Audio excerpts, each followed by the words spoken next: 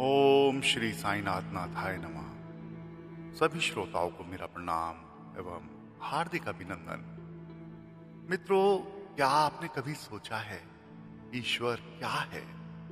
क्या ईश्वर सिर्फ मंदिरों, मस्जिदों और ग्रंथों में सीमित है, या फिर वो हमारे अंदर भी मौजूद है? आज हम इसी रहस्य को समझने की कोशिश करेंगे। बाबा कहते थे, सबका मालिक एक। इसका अर्थ है ईश्वर कोई अलग अलग रूपों में बटा हुआ नहीं है। वो एक ही शक्ति है जो पूरे ब्रह्मांड को चला रही है। ईश्वर कोई मूर्ति नहीं, कोई आकार नहीं, बल्कि एक अदृश्य ऊर्जा, डिवाइन एनर्जी है जो हर जीव, हर कण में व्याप्त है। जैसे हवा को हम देख नहीं सकते लेकिन महसूस कर सकते हैं, वैसे ही ईश्वर को भी अनुभव किया जाता है, देखा नहीं जाता। अब सवाल यह उठता है, आप कैसे पता लगाएंगे? क्या आप किसी और की जानकारी को स्वीकार कर लेंगे, या आप खुद यह खोज करने की कोशिश करेंगे कि ईश्वर क्या है? प्रश्न पूछना बहुत सरल है, पर सत्य को अनुभूत करना प्रचुर प्रज्ञा, गहन संवाद तथा खोज की अपेक्षा रखता है। अतः पहला प्रश्न है, ईश्वर के विषय में किसी अन्य ने जो कहा है, क्या आप उसे ही मान लेने वाले हैं? इससे क्या फर्क पड़ता है कि वह कौन है, कृष्ण, बुद्ध या ईसा मसीह? क्योंकि ये सभी गलती पर हो सकते हैं। इसी तरह आपका अपना विशिष्ट गुरु भी गलती पर हो सकता है। मित्रों, सत्य का पता लगाने के लिए, पूछताछ करने के लिए आपका मन अवश्य ही मुक्त होना चाहिए। इसका अर्थ है, यह यूं ही विश्वास नहीं कर सकता, स्वीकार नहीं कर सकता। मैं सत्य का वर्णन कर सकता हूं, पर यह सत्य को स्वयं अनुभव कर लेने के समान नहीं है। सभी पवित्र पुस्तकें ईश्वर का वर्णन करती हैं, पर वह वर्णन ईश्वर नहीं है। ईश्वर शब्द ईश्वर नहीं है। मित्रों, सत्य का पता लगाने के लिए आपको उसे कभी स्वीकार नहीं करना चाहिए जो पुस्तकें, शिक्षक या अन्य व्यक्ति कहते हैं। इस सब से कभी प्रभावित नहीं होना चाहिए। अगर आप इनसे प्रभावित हैं, तब आपको वही पता चलेगा जो वे चाहते हैं कि आपको क्या पता चले। आपको यह भी अवश्य मालूम होना चाहिए कि आपका मन जो भी चाहता है उसकी प्रतिमा निर्मित कर सकता है। यह दाढ़ी वाले या एकाक्षी ईश्वर की कल्पना कर सकता है। यह उसे नीला या बैंगनी रंग का बना सकता है। अतः आपको अपनी ही इच्छाओं के प्रति सजग होना है और अपनी ही इच्छाओं और आकांक्षाओं के प्रक्षेपणों के छलावे में नहीं आना है। अगर आपकी आकांक्षा ईश्वर को किसी विशिष्ट रूप में देखने की है, तो जो प्रतिमा आप देखेंगे वही आपकी ही अभिलाषा के अनुरूप होगी। यह प्रतिमा ईश्वर नहीं है।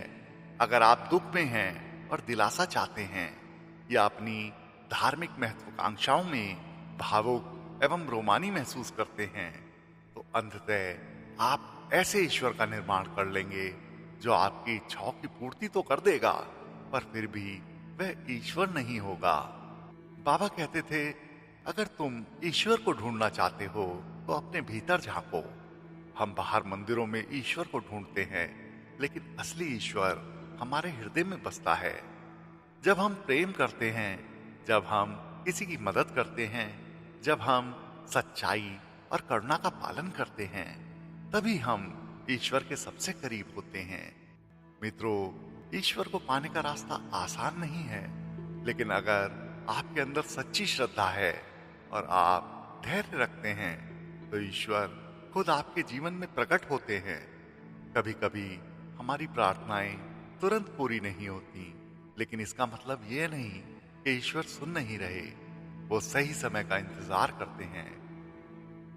बाबा ने हमेशा सिखाया है कि हर जीव में भगवान है। अगर आप किसी गरीब की मदद करते हैं, किसी भूखे को खाना खिलाते हैं, या किसी दुखी को सहारा देते हैं, तो समझ लीजिए आप स्वयं ईश्वर की सेवा कर रहे हैं। मित्रों, प्रश्न एक उठता है कि ईश्वर को पाने का सरलतम मार्ग कौन सा है। मुझे लगता है कि कोई सरल मार्ग नहीं है, क्योंकि ईश्वर को पाना अत्यंत कठिन, अत्यधिक श्रम साध्य बात है। जिसे हम ईश्वर कहते हैं, क्या मन ही ने उसका निर्माण नहीं किया है? आप जानते ही हैं कि मन क्या होता है। मन समय का परिणाम है और यह कुछ भी, किसी भी भ्रांति को निर्मित कर सकता है। धारणाओं को बुनने की तथा रंगीनियों और कल्पनाओं में अपना प्रक्षेपण करने की शक्ति इसके पास है। यह निरंतर संचय, काट छांट और चयन करता रहता है। संकीर्ण, सीमित तथा पूर्वाग्रहों से ग्रसित होने के कारण यह अपनी सीमाओं के अनुसार ईश्वर की कल्पना कर सकता है, उसकी छवि बना सकता है, जो कि कुछ खास शिक्षकों, पुरोहितों तथा उद्धारकर्ताओं ने कह रखा है कि ईश्वर से डरना चाहिए और उसका वर्णन भी कर दिया है। इसलिए उसी शब्दावली में मन ईश्वर की कल्पना तो कर सकता है, लेकिन वह कल्पना, वह छवि ईश्वर नहीं है। ईश्वर का अन्वेषण मन द्वारा नहीं किया जा सकता। ईश्वर को समझने के लिए आपको किसी खास जगह जाने की जरूरत नहीं है। बस अपने जीवन में ये बातें अपनाइए, सच्चाई और ईमानदारी का साथ दीजिए, लोगों की निस्वार्थ सेवा कीजिए, प्रेम और करुणा अपने हृदय में बसाइए। हमेशा उस अलौकिक शक्ति का ध्यान कीजिए और प्रार्थना कीजिए। जब आपका मन शांत होगा, तब आप खुद महसूस करेंगे कि ईश्वर हमेशा आपके साथ है। मित्रों, आपने देखा होगा, जब हम सबसे ज्यादा टूटे हुए होते हैं, तभी हमें ईश्वर की सबसे ज्यादा जरूरत महसूस होती है। बाबा कहते थे, मैं अपने भक्तों को कभी गिरने नहीं देता। जीवन की हर कठिनाई, हर दुख दरअसल ईश्वर का एक संदेश होता है, जो हमें कुछ सिखाने आता है। जब सब रास्ते बंद हो जाते हैं, तब एक नया रास्ता खुलता है, और वही रास्ता हमें ईश्वर के और करीब ले जाता है। तो फिर ईश्वर तक पहुंचने में बाधा क्या है? वो है हमारा अहंकार। जब इंसान खुद को ही सबसे बड़ा मानने लगता है, तो वह ईश्वर से दूर हो जाता है। बाबा सिखाते थे, नम्रता में ही भगवान का वास है। जितना आप विनम्र बनेंगे, उतना ही ईश्वर आपके जीवन में स्पष्ट दिखाई देंगे। मित्रों, भक्ति सिर्फ पूजा पाठ तक सीमित नहीं है। भक्ति एक भावना है, एक जुड़ाव है। अगर आपके दिल में सच्चाई है, तो आपकी हर सांस एक प्रार्थना बन सकती है। बाबा कहते थे, जो मुझ पर सच्चा विश्वास करता है, मैं हमेशा उसके साथ रहता हूं। कई बार ईश्वर हमसे सीधे बात नहीं करते, लेकिन वो हमें संकेत जरूर देते हैं। किसी अजनबी के शब्दों में, किसी परिस्थिति के बदलाव में, या अचानक मन में आए किसी विचार में। ये सब ईश्वर के ही संकेत होते हैं। जरूरत है तो बस उन्हें पहचानने की। तो मित्रों, आज से ईश्वर को बाहर नहीं, अपने अंदर खोजिए। हर सुबह उठते ही कहिए, हे ईश्वर, आज मैं हर किसी में तुम्हें देखने की कोशिश करूंगा। और यकीन मानिए, आपका जीवन धीरे धीरे बदलने लगेगा। तो मित्रों, आइए मिलके प्रार्थना करें कि हे साईनाथ, हमें सही रास्ता दिखाइए, हमारे दिल में प्रेम और शांति भर दीजिए, और हमें ऐसा बनाइए कि हम हर जीव में आपका रूप देख सकें। बाबा सबका भला करें।